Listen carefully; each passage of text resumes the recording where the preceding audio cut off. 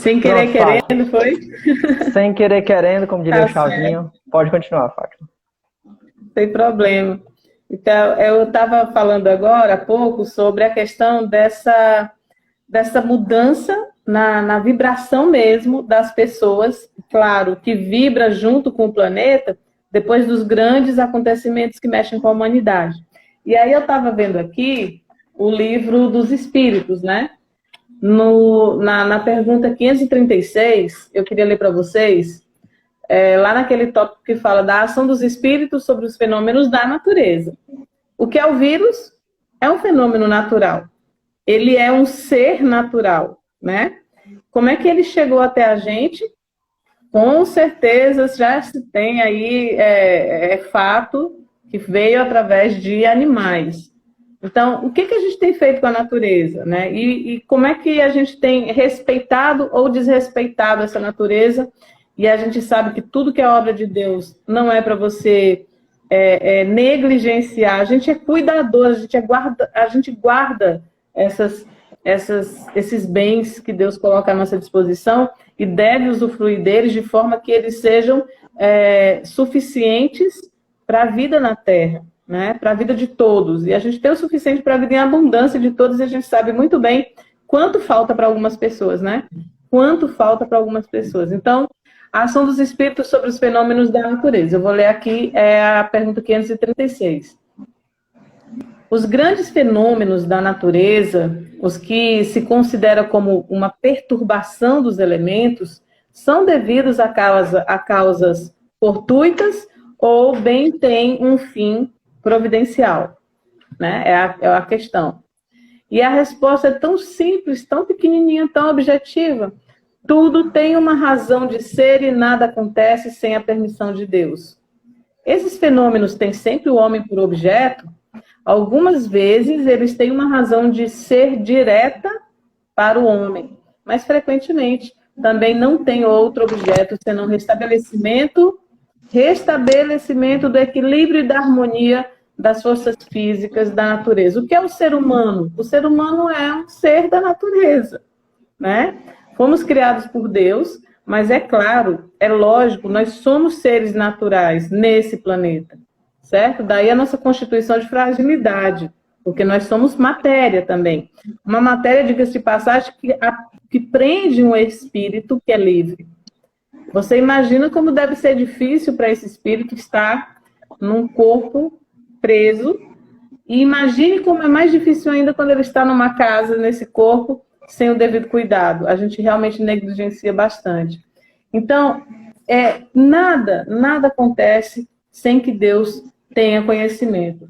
Isso a gente tem que trazer para a nossa espiritualidade para que a gente se fortaleça e a gente possa superar esse momento juntos, lógico, no exercício de solidariedade, né, também, porque tem muita gente, Felipe, você está na sua casa, eu estou na minha casa, a gente está tranquilo, graças a Deus, mas tem muita gente nesse momento em desespero, porque não tem sequer comida para a família que está ali dentro daquela casa, porque não tem para onde ir. Não tem como ir trabalhar, não tem como sair para pedir uma ajuda, não tem como se mexer, entendeu? Então aí nasce a necessidade de uma rede de solidariedade. Então a gente estava falando da correria, das grandes transformações. Eu fiz aqui, como eu sempre faço, inclusive lá no Lamuna, eu fiz questionamentos. Como era a sua vida antes da pandemia, né? A gente já percebeu que não era uma vida muito saudável. Não era, porque a gente estava se degradando física, espiritual e psicologicamente, através dessa ânsia de correr para sobreviver e não para viver. Quais as nossas principais reclamações diárias? Qual era, Felipe, tuas principais reclamações diárias antes da pandemia? Ou seja, até dezembro. Que eu não tinha tempo. Para mim, se tivesse um dia de 48 horas, ainda era pouco. Né? Não tinha tempo. E engraçado, Felipe, que tempo é uma construção, é uma ficção que a gente cria, né? Tempo é uma ficção que a gente cria. Não vai dar para fazer em 24 horas, mas o tempo, ele se estende, entendeu? E a gente compartimenta esse tempo, se apropria de minutos e segundos e depois diz que não tem tempo. A gente não tem uma organização do que é prioridade dentro desse tempo e acaba se atropelando, né? Mas a maior parte das nossas reclamações diárias era essa: eu estou sem tempo, eu estou correndo. Alguém dava bom dia, você assim, oi, bom dia, tchau. Não dava tempo de parar para, inclusive, emprestar o ouvido, a escuta qualificada, acolhedora para algumas pessoas. A gente não tinha mais tempo. E aí, como é que a gente estava lidando com o estresse? Isso gera estresse, lógico. Não tenho tempo, está tudo acumulado. A família que me cobra presença, o trabalho que me cobra eficiência, o estudo que me cobra montanhas e montanhas de trabalhos e provas, todo mundo me cobra, eu me cobro. Como é que a gente vive desse jeito? Então não é assim. E outra coisa, onde é que eu encontro tempo para exercer aí a minha espiritualidade? Sempre quando você vai cortar alguma coisa, você corta aquilo que você pode deixar para amanhã. A espiritualidade, por exemplo, o Evangelho no Lar, parar para pegar um livro desse e ler uma página por dia, uma por dia, uma. A gente deixava para lá. Então a gente estava realmente ficando órfão da espiritualidade. Porque a gente sabe também que se a gente não tiver sintonizado com essa espiritualidade amiga, eles estão presentes, mas eles precisam que a gente abra esse canal, né, de sintonia com eles. E se a gente não tiver sintonizado, a gente realmente vai ficar não abandonado, mas a gente vai ficar carente dessa presença tão amiga e tão especial na vida da gente. Então, as reclamações diárias, elas eram muitas nessa nossa vida, e eu vou chamar de vida passada. Vida passada, porque dificilmente a gente vai voltar. Não fiquem tristes comigo, não, mas dificilmente a gente vai voltar a ter a nossa vida de antes. Da forma que ela era, não teremos. Essa pandemia, o que é a pandemia? Quando a doença está descontroladamente se apresentando em todos os continentes ao mesmo tempo e com essa capacidade de contagiar tanta gente ao mesmo tempo, é uma pandemia, né? É uma crise de saúde mundial. E o que é essa pandemia? É de um vírus que hoje a gente não tem vacina ainda, que a gente não tem remédio efetivo ainda, tem uma capacidade de transmissão muito grande e rápida, e infelizmente tem uma letalidade alta, né? E a gente, aliado a tudo isso, a gente tem o que também? As comunicações que hoje, na modernidade, são aceleradíssimas. Felipe piscou aqui, já na China viram o Felipe piscando, entendeu? Se você estiver conectado, você é instantâneo. Então, essa rede de informações, ela é para o bem e ela é para o mal. A gente se informa de coisas que vão somar para a vida da gente, coisas que vão também subtrair muita coisa da vida da gente. A gente tem que tomar cuidado. Então, como é que eram as nossas reclamações de antes? Eu não tenho tempo. E hoje, qual seria a maior reclamação da gente, Felipe, hoje? Nesse período de pandemia? Hoje é tempo em excesso. Eu acho que está sobrando tempo para muita gente, né? Não, sim. Eu acho que é tempo em excesso, porque isso aumenta o nível de ansiedade muito demais, assim, absurdo. Olha como é que é o ser humano. A gente reclamava da falta de tempo e era ansioso porque não tinha tempo. E hoje a gente reclama do excesso de tempo que a gente tem e a gente diz que a gente fica ansioso. Então, o que está faltando aí? É um equilíbrio. E o que estava faltando no mundo? Equilíbrio. Equilíbrio. A gente perdeu o ponto de equilíbrio há 2000 anos atrás. Jesus veio e disse para a gente: olha, não adianta você querer para si o que você não quer para o outro. Não adianta você se amar se você não é capaz de amar o outro. Não adianta você querer uma vida plena para você se o outro não tem. E a gente via isso, as disparidades sociais no mundo inteiro, alguns com tanto e outros sem nada, e pouca gente se preocupando com essa situação no sentido de reequilibrar.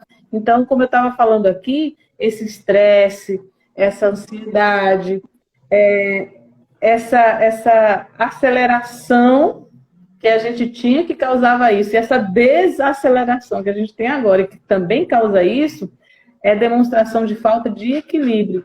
Então, quando a gente retornar às nossas atividades, ainda vai demorar muito para que a gente possa retornar com uma tranquilidade de que esse vírus não nos afete, porque outros virão, infelizmente, a gente tem certeza disso, outros virão, e a gente tem que ver que esses eventos nos voltam para a espiritualidade, e isso é o ponto bom. Tem que ter uma coisa boa nisso tudo.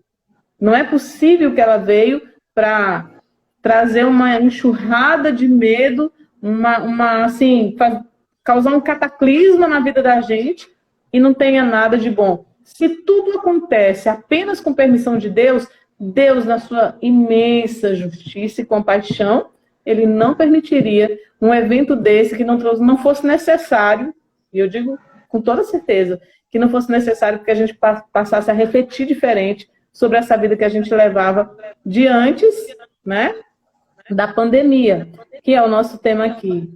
Então, como é que a gente estava lidando com o estresse que acometia todas as idades sem distinção? A gente simplesmente estava deixando, que nem Zeca Pagodinho, deixando a vida me levar, deixa a vida me levar. E a gente estava sendo levado por tudo isso. E quais eram as consequências?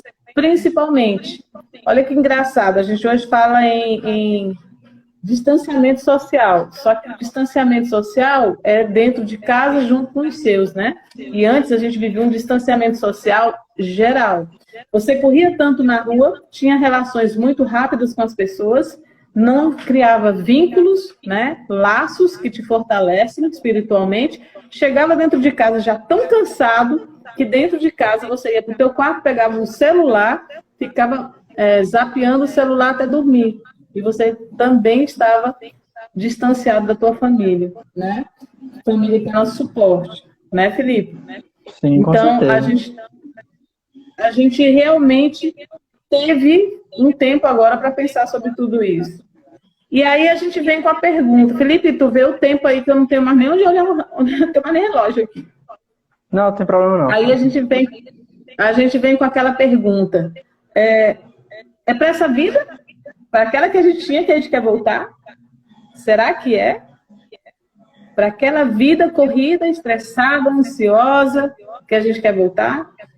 A gente não saiu dela ainda. A gente num passe de mágica, a gente não pulou de uma vida cheia de estresse para uma vida zen. Não.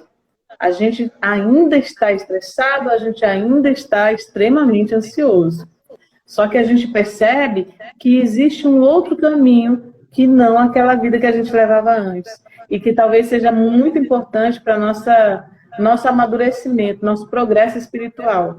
Que é essa vida possível de, mais lentamente, a gente dar importância para o corpo que tem que ser abastecido, cuidado, para as coisas materiais da vida, mas principalmente o suporte espiritual é o que nos mantém em pé.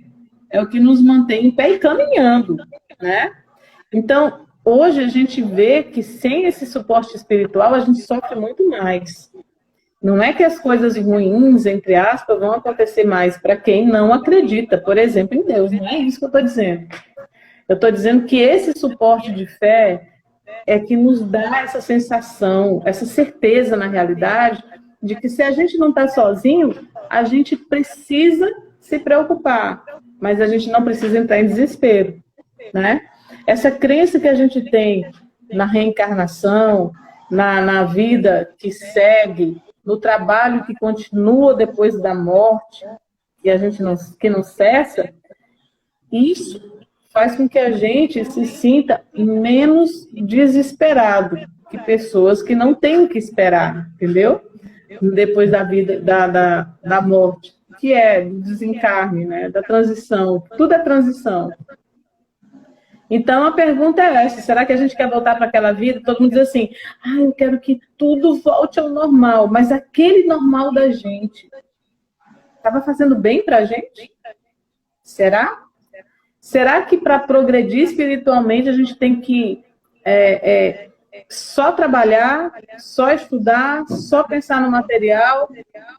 E a questão moral? E a questão espiritual? Como é que fica nisso tudo? Se a gente não tem tempo para isso. Ah, eu não tenho tempo para ir lá no centro espírita. Não, eu não posso ir. Eu não vou porque eu estou muito cansado. Eu não vou para a igreja evangélica, eu não vou para a igreja católica, eu não vou para um culto, eu não vou para uma missa, eu não vou para uma reunião de amigos que vai lá ter o evangelho lá porque eu estou cansado. Então, a gente realmente deixou de lado a vida espiritual. E quando a gente deixa essa vida espiritual de lado, a gente deixa de ser solidário. A gente deixa de doer na gente a dor do outro. E aí a gente está se perdendo, aí a gente começa a se perder. Quando a gente começa a achar normal que outra pessoa esteja sofrendo, como está acontecendo agora, desde que a gente esteja protegido, a gente realmente descuidou da nossa vida espiritual e do nosso progresso. E aí a gente sabe que a gente, para correr atrás do prejuízo, são muitas e muitas reencarnações, né? Para poder resgatar. E o negócio é seríssimo. Lei da justiça. Lei da justiça e do progresso, né? Lei da justiça e do progresso. Então, que vida nova seria essa pós-pandemia, já que a gente percebe a necessidade de trabalhar mais esse lado espiritual?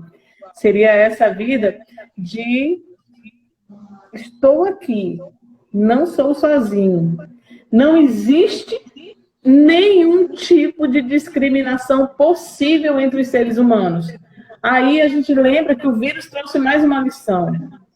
Ele não separa, ou ele não deixa de contaminar alguém porque é branco, negro, amarelo, criança, adulto, idoso.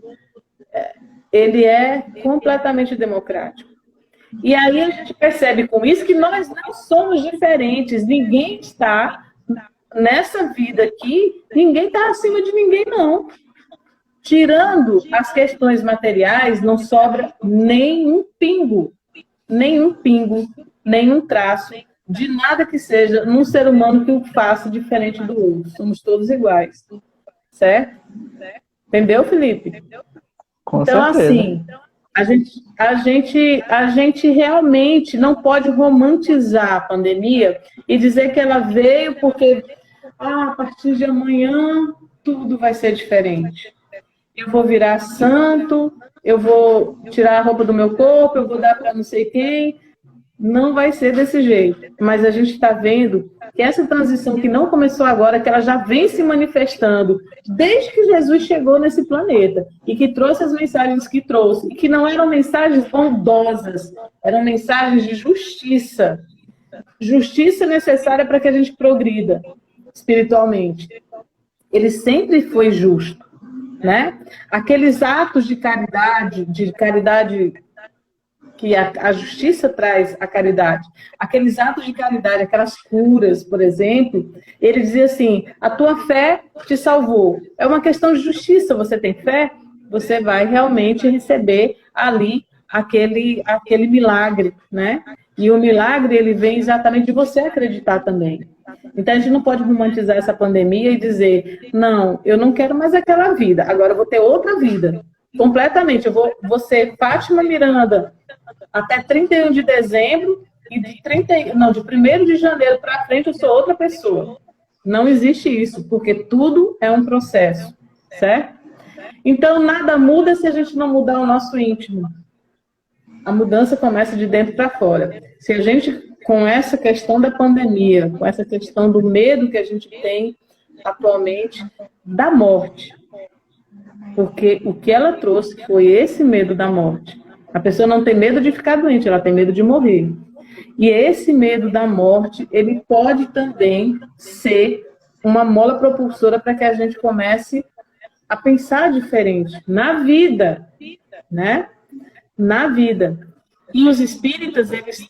Quem é que quer? Até Chico Xavier, né? Lá no avião, o avião estava balançando, estava lá numa turbulência, e ele começou a gritar, e aí veio lá o mentor espiritual dele e disse, rapaz, tu tá gritando por quê? Tu tem que dar exemplo de fé.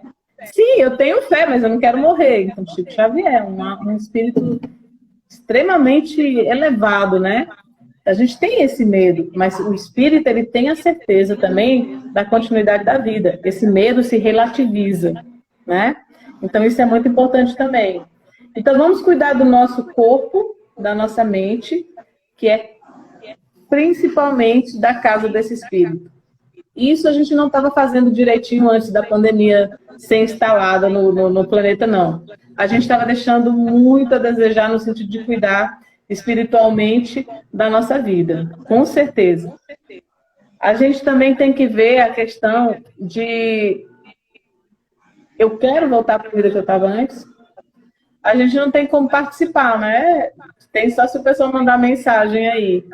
Quem é que quer voltar para a vida do jeito que ela estava antes? Quem deseja voltar para a vida do jeitinho que ela estava antes?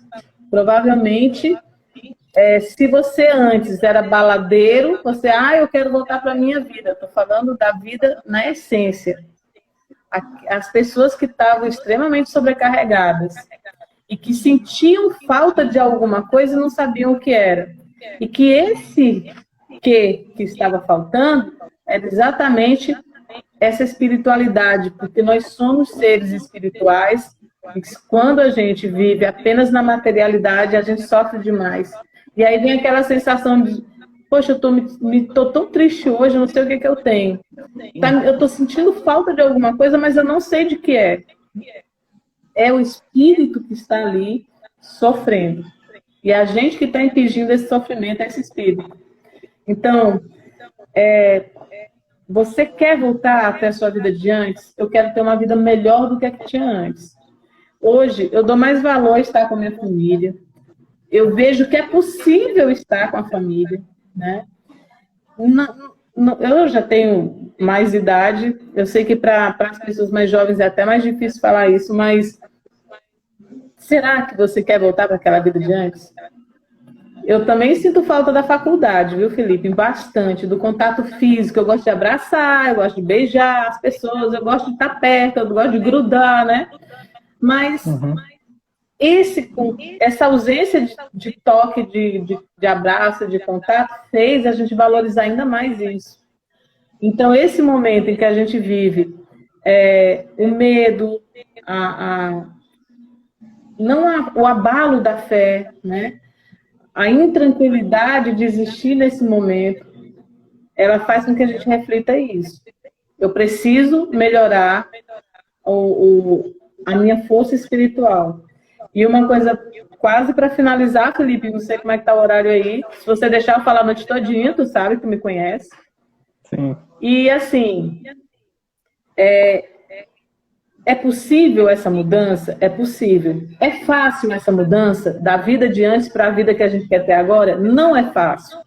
Ela nunca vai ser fácil, mas ela é possível e ela é possível com Deus. Com Deus.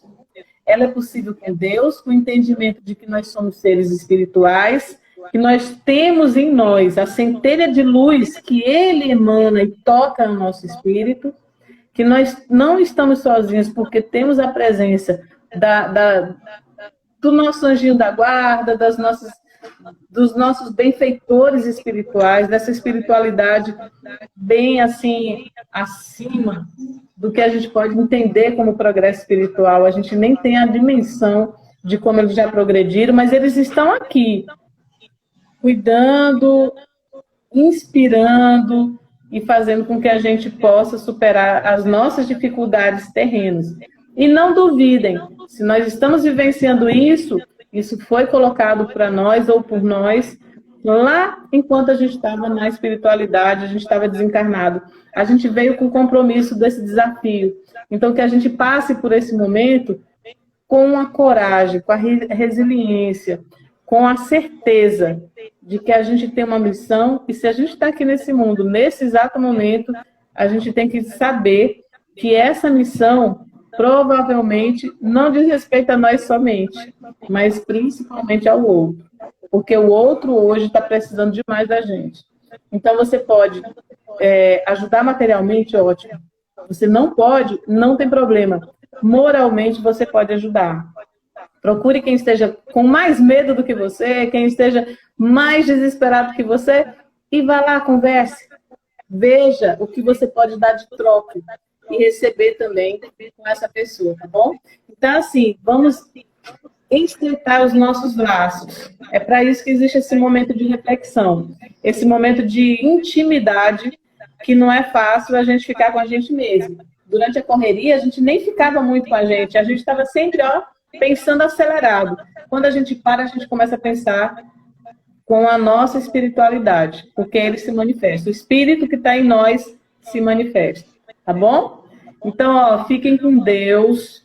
Eu gostei muito de participar, eu disse para a Janilde sempre, não é palestra, é uma conversa. E, assim, eu espero que nesse momento, para a gente encerrar, que a gente esteja sendo tocado nesse momento eu consigo visualizar cada pessoa que está com a gente, ao seu lado, essa luz magnífica, essa luz do seu espírito protetor, eu consigo sentir essa energia. E não esqueçam, eles estão ao nosso lado. E eles estão, nesse momento, emanando essa energia do bem que sai de você, porque você deixa emanar e vai chegar até outras pessoas que estão próximas e mais distantes. Toda vez que eu faço Evangelho no Lar, aqui em casa, eu sempre visualizo essa luz subindo da minha casa e indo para as outras casas ao redor. E é tanto amor que eu tenho por essas pessoas que a gente nem tem contato tão próximo, que eu tenho certeza que esse amor, ele vem desse momento de, assim, proximidade espiritual com os nossos amigos espirituais que são do bem, que já são muito mais evoluídos e que estão sempre e sempre protegendo a gente. Então, que essa luz chegue ao teu coração e que nesse momento o teu guia espiritual esteja aí próximo, principalmente de você que está sofrendo nesse momento, principalmente de você que está aí triste, ansioso, preocupado. Olha, vai passar, já está passando, porque a gente sabe que isso é uma onda, essa onda vem pelo mundo, chegou no Brasil, e as nossas pessoas mais desvalidas, que as pessoas mais carentes, que as pessoas que precisam mais nesse momento recebam ajuda, não só material, mas principalmente espiritual, porque não adianta, claro, o corpo desnutrido para que o espírito esteja forte, mas um espírito, se ele não estiver sendo alimentado, não adianta um corpo forte, porque ele vai estar sempre fraco. Então, a gente precisa realmente de estar irmanado com essas pessoas. Façam agora, nesse momento, uma prece por todas as pessoas. Mentalizem as pessoas que moram em favelas. Gente, nas favelas falta tudo. Só sobra muita multidão. Falta alimento, falta água potável, falta sabão, falta o mínimo para que essas pessoas estejam tranquilas num momento desse. Então a gente pede a Deus agora proteção para todas elas, principalmente para os nossos irmãos mais necessitados. E a gente tem que agradecer mais e reclamar menos, e pedir pelos outros, deixar de pedir tanto por nós mesmos, tá bom? Então eu queria agradecer a participação de todos. E se o Felipe me permitir ainda, eu queria um Pai Nosso. Felipe, tu reza aí com a gente. Pai Nosso, que estás no céu, santificado seja o vosso nome. Venha a nós o vosso reino. Seja feita a vossa vontade. Assim na terra como no céu. O pão nosso de cada dia nos dai hoje. E que esse pão possa ser distribuído com todos os irmãos que estão sofrendo e estão necessitando de alimento. Amém. É um Pai Nosso diferente. Sim. É um Pai Nosso diferente. Mas é um Pai Nosso que Deus está percebendo que é sincero, tá bom? Felipe, muito obrigado pelo convite. Espero que tenha sido pelo menos assim... Toda vez eu me emociono. Quando eu falo assim, essas coisas, eu me emociono demais, mas... Hoje eu tive uma conversa com um amigo meu, ele simplesmente, para você ver a manifestação da espiritualidade, hoje, como ela está presente. Ele nunca tinha, ele nem foi no centro espírita ainda, mas ele vai agora, ele até falou no centro espírita e ele vai. Ele simplesmente sentiu a necessidade, sentou e escreveu uma carta de 3 páginas, ele que não escreve, eu conheço ele, E se você ver, ele mandou para mim a mensagem, é uma mensagem linda, linda, falando exatamente nisso, na esperança, na mudança interior que vai nascer a partir desse momento que a gente vive, tá bom? Então, ó, Deus abençoe a todos nós. Muito obrigada. Boa noite, gente. Ficou arrepiado, né, Lúcia? Lúcia, deixa eu ver quem está aqui. Lúcia Tambi, Zé Neto. Oi, Zé Neto, faz tempo que eu não te vejo. A Juliana, deixa eu ver, a Selma, Janilde, beijo, minha irmã querida. Essa Janilde linda e maravilhosa. E os outros também, tá bom? Muito obrigada pela participação e pelo convite, viu, Felipe? Nada, obrigado a você pela participação, Fátima. E boa noite a todos vocês e que uma ótima semana para todos vocês, tá certo? Até sábado o nosso estudo. Beijo, pessoal. Tá bom. Tchau. Beijo, meus amores. Tchau.